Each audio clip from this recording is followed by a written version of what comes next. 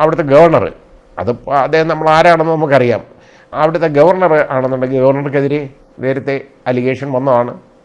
യഥാർത്ഥത്തിൽ ലൈംഗികമായിട്ടുള്ള പീഡനത്തിനെ കുറിച്ചുള്ള അലിഗേഷൻ വന്നിട്ടുള്ളതാണ്. പിന്നെ ഗവർണർക്ക് ഇമ്മ്യൂണിറ്റി ഉള്ളതുകൊണ്ട് കേസൊന്നും കൊടുക്കാൻ ഒക്കത്തില്ല, ആ രീതിയിൽ പറ്റുന്നില്ല.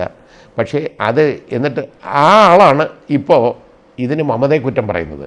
മമത ലൈംഗികമായിട്ട് ആരെയും പീഡിപ്പിച്ചതായിട്ട് ആരോപണമില്ല.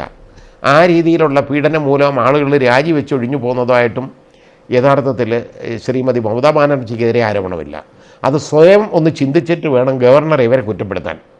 അത് നമ്മൾ നോക്കണം, അത് മനസ്സിലാക്കണം. അപ്പോൾ അങ്ങനെയുള്ളപ്പോൾ യഥാർത്ഥത്തിൽ അവരുമായിട്ട് വേദി പങ്കിടില്ല എന്ന് ഗവർണർ പറയാൻ കാരണം എന്താണെന്ന് എനിക്ക് മനസ്സിലായില്ല. അതിന് വേദി പങ്കിടത്തില്ല എന്ന് പറയാൻ ഗവർണർ ആരാണ്? വേണമെങ്കിൽ പോയി പങ്കിടണം. മമതയുടെ മീറ്റിങ്ങിൽ ആ സമ്മേളനത്തിൽ പങ്കെടുക്കണമെന്നുണ്ടെങ്കിൽ മമതയുമായിട്ട് വേദി പങ്കിടില്ല എന്ന് പറയുന്നത് ഒരു കാരണവശാലും ശരിയല്ല. അത് ശരിയായ ഒരു നടപടിയല്ല ആ രീതിയിൽ പറഞ്ഞത്. കാരണം അതിനുള്ള അയോഗ്യതയൊന്നും യഥാർത്ഥത്തിൽ മമതാ ബാനർജിക്കില്ല. ഇനി മമതാ ബാനർജിക്ക് ചിലപ്പം പറയാൻ പറ്റും ഈ ഗവർണറുമായിട്ട് ഞാൻ വേദി പങ്കിടത്തില്ല എന്ന്. അത് അവർ പറഞ്ഞു കഴിഞ്ഞാൽ അത് കുറേ കൂടെ ഒരു ആശാസ്യമായ ഒരു കാര്യമാണ്. നമുക്ക് അങ്ങനെ അവർ പറയാനേ അവർക്ക് ന്യായമുണ്ട്. കാരണം ഇങ്ങനെയുള്ള ഒരാളൂടെ ഞാൻ വേദി പങ്കിടത്തില്ല എന്ന് അവർക്ക് വേണമെങ്കിൽ പറയാം. നേരെ മറിച്ച് അവരുമായിട്ട് വേദി പങ്കിടത്തില്ല എന്ന് പറയാൻ ഗവർണർ ആരാണെന്നുള്ളത് എനിക്ക് മനസ്സിലായില്ല. മാത്രമല്ല അത് മമതാ ബാനർജി അതിന് അദ്ദേഹത്തെ വേദി പങ്കിടാനായിട്ട് വിളിച്ചിട്ടുണ്ടോ? അത് സ്വയം ചിന്തിക്കട്ടെ, എന്നിട്ട് തീരുമാനമെടുക്കട്ടെ. അതുകൊണ്ട് മമതാ ബാനർജി പോയി കഴിഞ്ഞാൽ ഉള്ള പ്രശ്നമെന്ന് പറയുന്നത് അവിടെ ആകെ അശാന്തി പടരും എന്നുള്ളതിന് സംശയമില്ല. അല്ലെങ്കിൽ വല്ല മഹുവായോ എങ്ങാണം കയറി വരണം. പക്ഷേ അത് എത്രത്തോളം നല്ലതായിരിക്കും എന്ന് നമുക്ക് പറയാൻ പറ്റുന്നില്ല. കാരണം ഈ ഭരണം എന്ന് പറയുന്നത് അത്ര എളുപ്പമുള്ളൊരു കാര്യമല്ല. നമുക്ക് പറയാം, കുറ്റപ്പെടുത്താം ഒരാളെ. ഭരിക്കുമ്പോൾ കുറ്റപ്പെടുത്താൻ എളുപ്പമാണ് വെളിയിൽ നിന്നുകൊണ്ട് ഒരാൾക്ക് ഇന്നതിന് പോരായ്മകളുണ്ടെന്ന്. പക്ഷേ ആ ഭരിക്കുന്നവർക്ക് പല പോരായ്മകളും വരും. മനുഷ്യരല്ലേ, ചിലപ്പോൾ പോരായ്മ വന്നെന്നിരിക്കാം.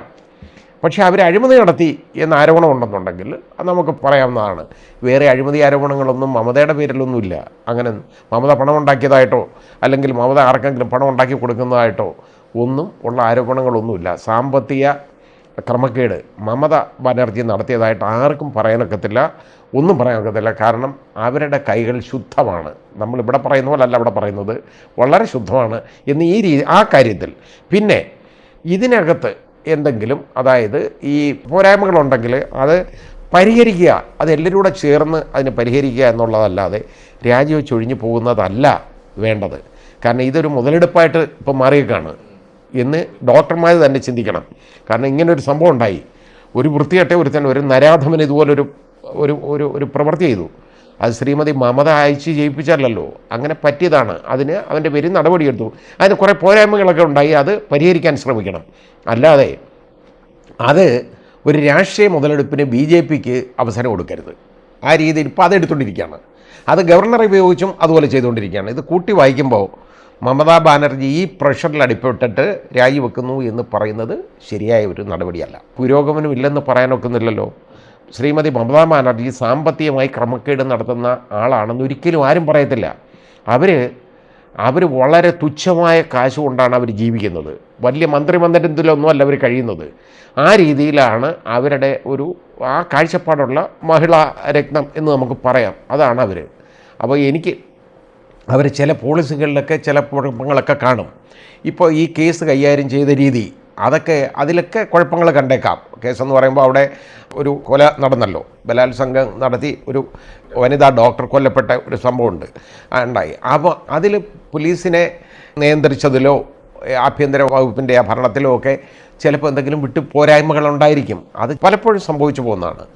അത് കുറ്റമായിട്ട് പറയാൻ പറ്റുന്നില്ല. പക്ഷേ അതിൽ ഇപ്പോൾ അവർ പറഞ്ഞേക്കുന്ന ആ ഡോക്ടർമാരുടെ സമരത്തിൽ അവർ പറഞ്ഞത് ഇത്രയേ ഉള്ളൂ, നിങ്ങൾ സമരം ചെയ്തോളൂ, അതിനകത്ത് നിങ്ങൾ ജോലിക്ക് കയറണം എന്നുള്ളത് മാത്രമേ ഉള്ളൂ. എനിക്ക് എവിടെ യഥാർത്ഥത്തിൽ ജനങ്ങൾക്ക് ചികിത്സ കിട്ടണമെന്നുള്ള ആഗ്രഹമേ ഉള്ളൂ.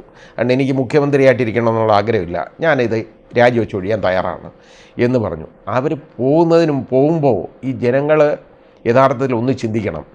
ഇതിലും നല്ലൊരു മുഖ്യമന്ത്രി അവിടെ വേറെ കിട്ടുമോ ഇല്ലയോ എന്നും നിങ്ങളൊന്ന് ആലോചിച്ചിട്ട് വേണം ഇത് അവരെ കൊണ്ട് രാജിവെപ്പിക്കാൻ. അല്ലാതെ അവരുടെ രാജിവെക്കട്ടെ, അതുവരെ സമരം എന്നുള്ളത് നിങ്ങൾ ആ കാഴ്ചപ്പാട് എടുക്കുന്നത് നല്ലതാണെന്ന് എനിക്ക് തോന്നുന്നില്ല. കാരണം അവർ BJP അവിടെ പ്രബലരായ BJPയോട് ചെറുത്ത് നിൽക്കുന്നതും അവരാണ് മാത്രമേ ഉള്ളൂ. CPM-നോട് അവർ ചേർന്ന് നിൽക്കുന്നു. അതിന് കുറ്റം പറയാൻ പറ്റില്ല. കാരണം CPM-ൻ്റെ കയ്യിൽ നിന്ന് അധികാരം അവർ പിടിച്ചെടുത്തതാണ്. പിന്നെ CPM അവിടെ വരാൻ കാരണം CPM അവിടെ ആ നാട് നശിപ്പിച്ചു എന്നുള്ളത് എല്ലാവർക്കും അറിയാവുന്ന ഒരു കാര്യമാണ്. അത് പൊതിഞ്ഞു വെക്കേണ്ട കാര്യമില്ല. അതുകൊണ്ടാണ് അവർക്ക് അവിടെ പിന്നെ നില തൊടാൻ പറ്റാതെ പോയത്. ഇനിയും അത് നടക്കുമെന്ന് എനിക്ക് തോന്നുന്നില്ല. അത് അവിടെ BJP വന്നു കഴിഞ്ഞാൽ വീണ്ടും വർഗീയതയാണ് അവിടെ വരാൻ പോകുന്നത്. അത് മുൻകൂട്ടി കണ്ടുകൊണ്ടായിരിക്കണം അവിടുത്തെ ജനങ്ങൾ ഇവർക്ക് തന്നെ വോട്ട് കൊടുത്ത് അവരെ ജയിപ്പിക്കുന്നത്. അവർക്ക് ആ മാൻഡേറ്റ് ഉള്ളിടത്തോളം കാലം അവർക്ക് ഭരിക്കാൻ അർഹതയുണ്ട്. അത് ശ്രീമതി മമത അത് കളഞ്ഞിട്ട് പോകുന്നത് ശരിയാണെന്ന് എനിക്ക് തോന്നുന്നില്ല.